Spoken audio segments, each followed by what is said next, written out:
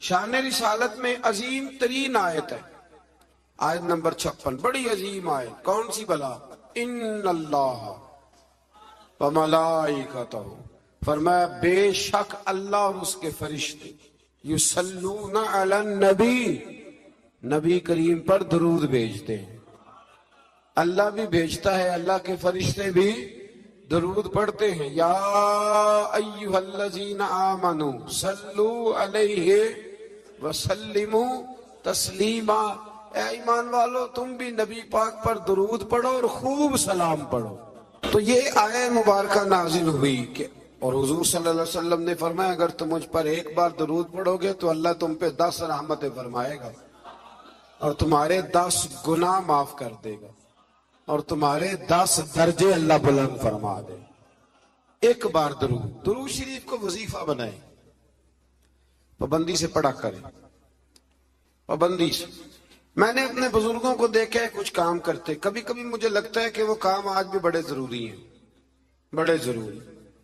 بزرگ یہ کیا کرتے تھے کہ وہ نا اپنی ریل رکھتے تھے، اپنا مصلی بچھاتے تھے مسجد میں آ کے، اور اپنی تسبیح سائیڈ پہ رکھ لیتے تھے صبح کے وقت، اور روزے نہیں ہوتے تو پانی کا پیالہ بھی ساتھ ہوتا تھا، کچھ دیر قرآن پاک پڑھنا، اپنا مصلی بچھایا، پھر اس کے ساتھ کچھ دیر تسبیح پڑھنی، پھر پانی پہ پھونک مارنی، پھر اس کو پینا۔ مجھے لگتا ہے یہ اہتمام ہے عبادت کا۔ میں دوستوں سے کہا کرتا ہوں کہ ہاتھوں میں تسبیح رکھ لو، تسبیح ہاتھ میں ہو تو چلتی بھی رہتی ہے۔ تو یہ چھوڑ دیں، لوگ کیا کہیں گے، بہانہ کریں گے، دنیا کہے گی یہ بابا تسبیح ہو گیا، تو کہنے دو، تسبیح ہو تو تسبیح چلتی بھی۔ سمجھ آ گئی یہ بات کی؟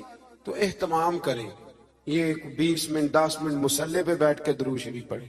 ہمیں موقع مل جائے تو ہم پڑھ لیتے، کچھ کہتے میں گاڑی چلاتے چلاتے پڑھتا ہوں۔ میں نے کہا یہ سارے طریقے ٹھیک ہیں، پر میری رائے یہ ہے کہ مصلی بچھا کے، خوشبو لگا کے، اچھے کپڑے پہن کے، مدینے کی طرف منہ کر کے، یعنی حضور کی بارگاہ میں سلام عرض کرنا ہے نا جی، حضور کی بارگاہ میں، تو پھر پورے اہتمام سے سلام پڑھیں۔ اللہ توفیق عطا فرمائے۔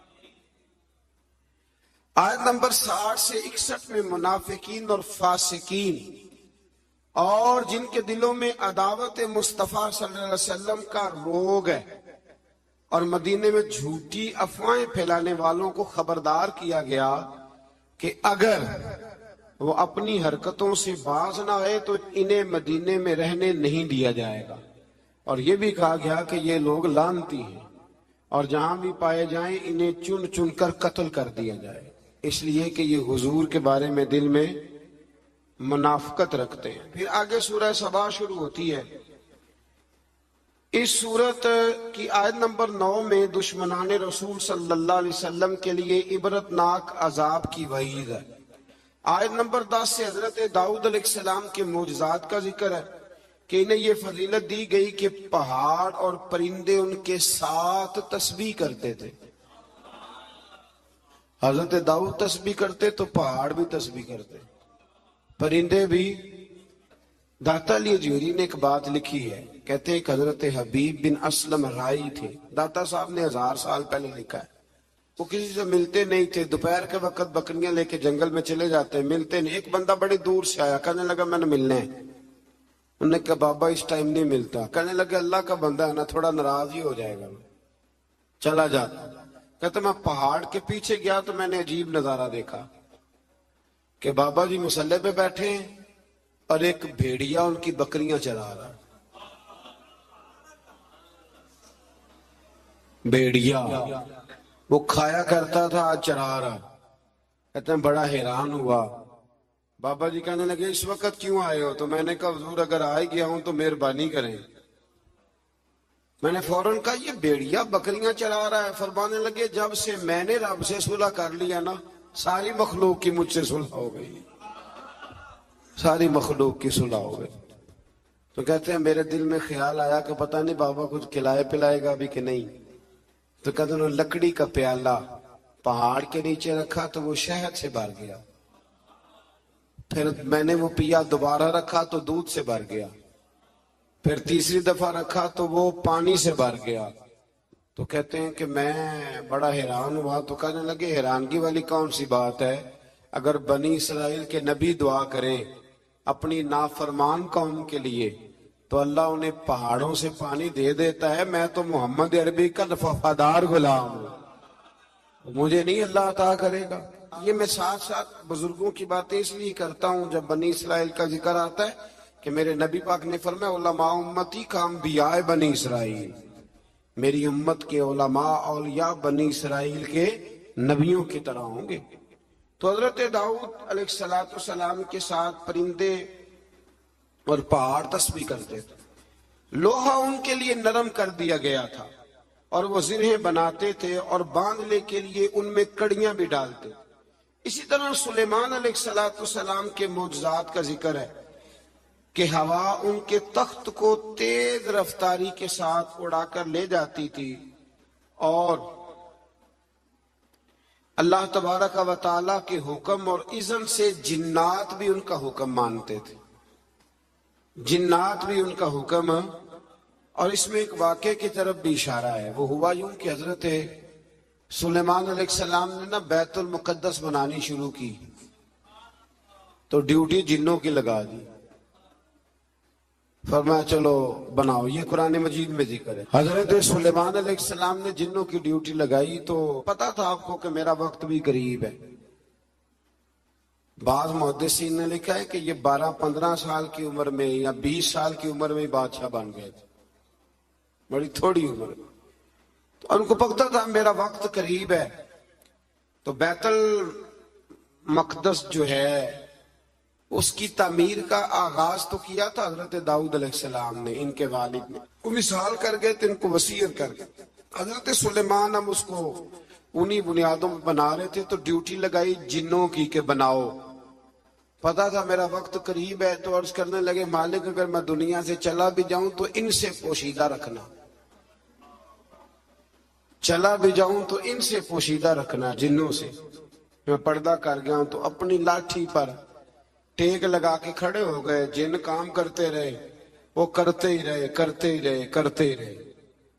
ان کو پتا تھا کہ حضرت سلیمان کھڑے ہیں, ذرا بھی حرکت کی نا تو ناراض ہو جائیں. کچھ نے لکھا ہے کہ کئی مہینے بیت گئے, حضرت سلیمان کھڑے ہیں. جب کام مکمل ہو گیا نا تو پھر اللہ نے حکم دیا زمین کو کہ سلیمان کو نہیں ان کی لاٹھی کو تو کھا جا. تو پھر لاٹھی کو زمین نے کھانا شروع کیا. وہ لگ جاتی ہے نا کچھ چیزیں لکڑی کو جو کھاتی ہیں, نے کھانا شروع کیا تو ڈنڈا ٹوٹا تو آپ زمین پہ تشریف لائے. پھر جنوں کو پتا چلا کہ حضرت سلیمان تو وصال کر گئے. کتنی دیر ایسا رہا. اللہ تبارک و تعالی کتنے مہینے نبی, یہ قرآن مجید پڑھ رہا ہوں, آپ 22ویں پارے کی تلاوت کریں تو اگر حضرت سلیمان کتنے مہینے انتقال کے بعد بھی کھڑے رہیں تو ان کو کچھ نہیں ہوتا, تو بتائیے نا پھر حضور کا وہ فرمان کتنا حق اور سچ ہے کہ اللہ نے حرام کر دیا ہے زمین نبیوں کا وجود کھاتی نہیں. ان اللہ حرم علی الارض ان تاکل اجساد الانبیاء فنبی اللہ حی.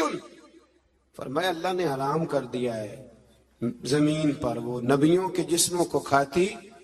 اللہ کے ہر نبی زندہ ہے اور وہ رزق دیے جاتے ہیں. اللہ سمجھنے کی توفیق دے. پھر آیت نمبر 22 سے مشرکین کے باطل معبودوں کی بے بسی کا بھی ذکر ہے, اور یہ کہ اللہ تعالیٰ کے حضور اس کے اذن کے بغیر کسی کو شفاعت کی مجال نہیں. عرض کریں گے وہ اللہ تبارک و تعالیٰ کی اجازت سے کریں گے.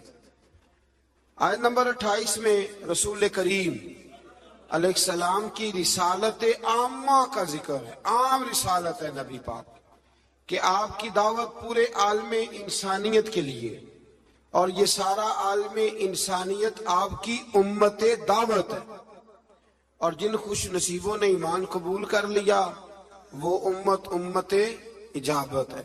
ایک ہے نبی پاک کی امت دعوت, تو وہ جس کا اللہ رب ہے نا ان سب کی طرف حضور رسول بن کے آئے, یعنی سب کو حضور نے دین کی دعوت دینی ہے.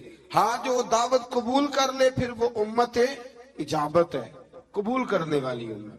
اگلی آیات میں اسی مفہوم کو بیان کیا کہ اپنے عہد کے جابروں اور متکبرین کو آخرت میں ان کے عہد کے کمزور طبقات کے لوگ یہ کہیں گے کہ ہمارے ایمان سے محرومی کا سبب تم بنے تھے۔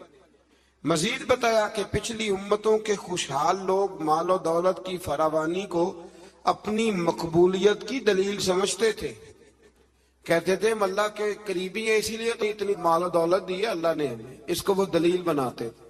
حالانکہ مال و دولت کوئی دلیل ہے؟ اگر یہ قریب ہونے کا ذریعہ ہوتی تو سب سے زیادہ میرے نبی پاک کی تجوریوں میں ہوتی، یہ کوئی دلیل نہیں۔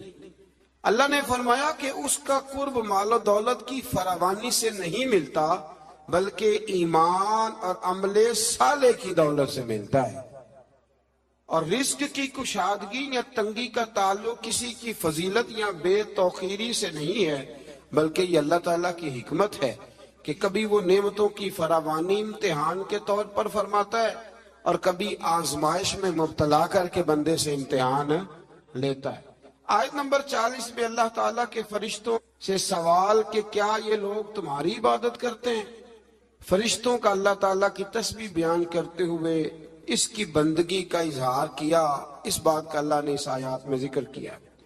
آیت نمبر 45 میں فرمایا کہ ان کفار سے پہلے جن لوگوں نے رسول کو جھٹلایا، ہمارے رسولوں کو، ان سے قوت اور دبدبہ میں وہ لوگ زیادہ مضبوط تھے۔ آج جو جھٹلا رہے ہیں نا قریش والے، تو جو پہلے جھٹلاتے تھے وہ قوت اور دبدبے میں زیادہ مضبوط تھے، لیکن وہ بھی اللہ تعالیٰ کے عذاب سے بچ نہ سکے۔ تو جب وہ نہیں بچ سکی قوم عاد اور قوم سمود اتنی تگڑی قومیں، تو یہ تو بات ہی کوئی نہیں، تو بات ہی کوئی نہیں۔ اللہ اکبر۔ آخری آیات میں فرمایا کہ روز حشر کفار کی خواہش ہوگی کہ عذاب سے نجات مل جائے، مگر ان کی یہ خواہش پوری نہیں ہوگی۔ پھر سورہ فاتر شروع ہو جاتی ہے اس سے آگے، تو اس کی آیت نمبر 5 میں تمام انسانوں سے خطاب کرتے ہوئے فرمایا کہ قیامت کا وعدہ حق ہے، اور دنیاوی زندگی کی لذتوں میں کھو کر کہیں دھوکے میں نہ پڑ جانا، اور شیطان تمہارا دشمن ہے، اس لیے تم بھی اسے اپنا دشمن ہی سمجھو، اس سے جرانے لگانے کی ضرورت، اس سے دوستیاں نہ کرتے پھرو، اس کے لیے تیاری نہ کرو۔ یہ رمضان کے آخری دن شروع ہو جاتے ہیں تو ہمارے بچے موٹر سائیکلیں تیار کرنی شروع کر دیتے، یعنی عین رمضان میں۔ مجھے کچھ لوگ کہتے ہیں کہ یہ عید والے دن بڑی طوفان بدتمیزی ہوتی ہے، تو میں کہتا ہوں کہ اللہ تعالیٰ ہمیں معاف کرے، ہوتی عید والے دن ہے پر اس کی تیاری رمضان میں ہوتی ہے، تو کتنا بڑا جرم ہے۔ یعنی ادھر چاند رات کا اعلان ہوگا تو ادھر تماشا لگ جائے، ہمیں احتیاط کرنی چاہیے۔ حضور علیہ السلام نے فرمایا تو یہ جو چاند رات ہوتی ہے نا، یہ تو مزدور کو مزدوری ملنے کا وقت ہوتا ہے، تو لوگ ہیں کہ وہ کھیل